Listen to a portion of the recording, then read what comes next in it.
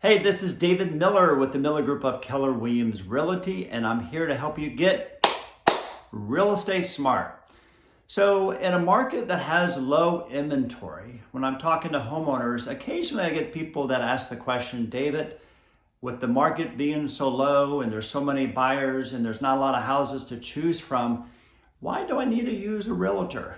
Now, there's many reasons why you do, but I would tell you one of the main reasons I hear talking to clients on what's most important to them is they want to net as much as they can possibly can on the sale of the house. Now, a lot of times the reason they think they don't need a realtor is because they want to save that money. They want to save the real estate commission, either the full commission or partial commission.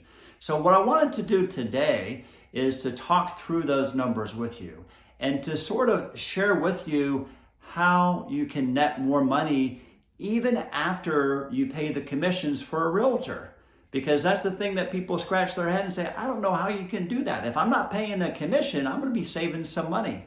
So let's sort of talk through that. I actually have some presentations today. So behind me here, I sort of did an analysis that shows if a property sold for $300,000 and it was a for sale by owner, closing costs without the commission would be around $5,500. This is estimated. The buyer's closing costs, so your total commission, let's just say it's 6%. Half of that goes to the buyer's agent, half of that goes to the listing agent. So if you are selling your house on your own, I recommend that you work with the real estate community and you do provide some compensation for the buyer's agent. Here's why. 90% of buyers use a realtor to buy a house. And one of the main reasons is that when they use a realtor, it doesn't really cost them any money. So if it doesn't cost them any money and they are going with a realtor who knows the inventory, can protect them from the liability and all the other stuff, why wouldn't you? So I would at least pay the 3% to the buyer's agent.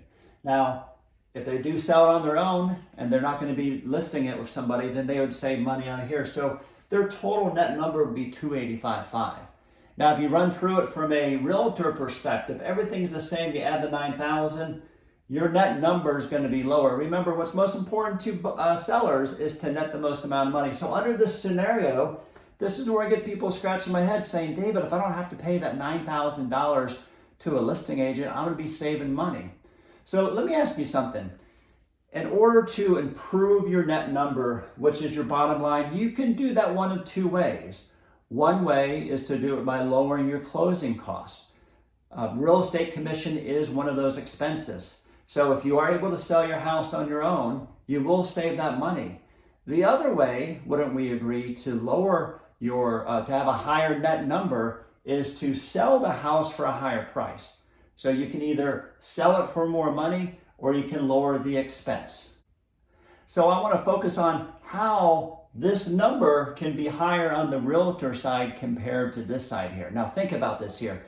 Back in high school and Economics 101, if you stayed awake for it, remember the law of supply and demand.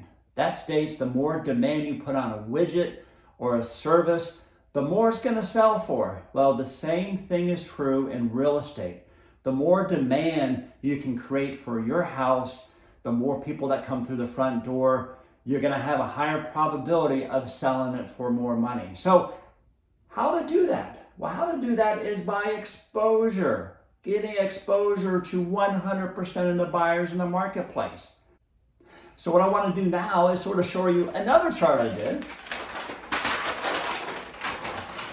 on exposure. So let's look at it from a for sale by owner perspective. I work with a lot of them here.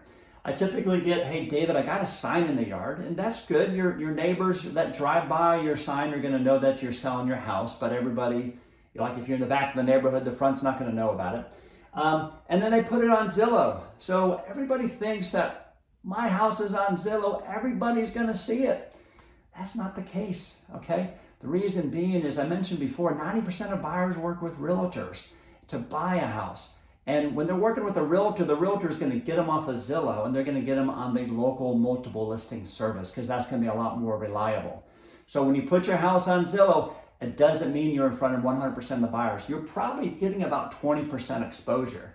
I don't know if you've ever seen the app, but if you look on the app, you can designate if you're wanting agent listings or non-agent listings, and it automatically does agent listings. So most people see that and they're not going to see your property. Now, if you go with a realtor, there's sort of different levels of exposure you can get, okay? There's over 20,000 realtors currently in Central Florida. Now, most agents are part-time, and most agents I like to call are single agents. Single agents work with both buyers and sellers, and what happens is they're so busy that they really have a passive approach to helping their sellers sell their property. And I like to call it the 3P method. The first P is they're going to put a sign in the yard. The second P is they're going to put it on the multiple listing service. And then the third P is they're going to pray another realtor sells it for them. Now, I'll be honest with you, and today in a market with low inventory, that will work and you will sell your house. But the question is, at what price point? At what price point are you going to be able to sell it to?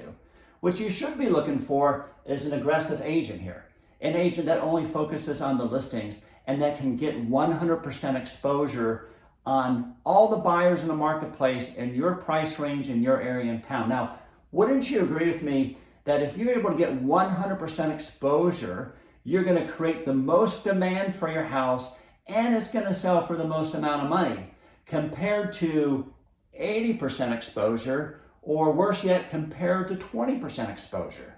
I speak with a lot of for sale by owners that say, well, I just need one buyer. Yeah, you just need one buyer, but can you imagine if you had 5 buyers at the same time? So that leads me into my third and final piece here. And that's what can 100% exposure get you? 100% exposure can create an auction type of environment. So I want you to think of this analogy here. I don't know if you've been to an auction before, but let's say you go to an auction. Let's say there's a picture on the wall and you really love it. The minimum bid is $1,000. Let me ask you, if you're the only one there bidding on it, how much do you think that picture is going to sell for? It's going to sell for $1,000. Now imagine if you had 4, 5, 10 people that were wanting to bid on that. How much do you think it's going to sell for? It's going to sell for a lot more than $1,000. The same thing happens in real estate here, okay? And if you can create that demand, you can create multiple offers. If you create multiple offers, then you have the leverage in the negotiation process. If you're working with the right realtor that can really work through those multiple offers and be able to get it sold for top dollar, and maybe even negotiate that if it doesn't appraise, that the buyer's willing to bring cash to the table, all right? So let's plug this in and I'll finish it up here. I'm gonna go back to my first one here. So let's go through the numbers here.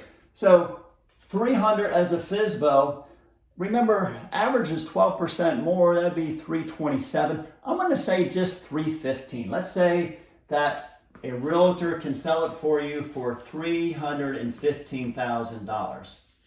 Now, when you do that, your closing costs are going to go up a little bit because some of these fees are based on how much it sells for. I know that these are $9,450 each,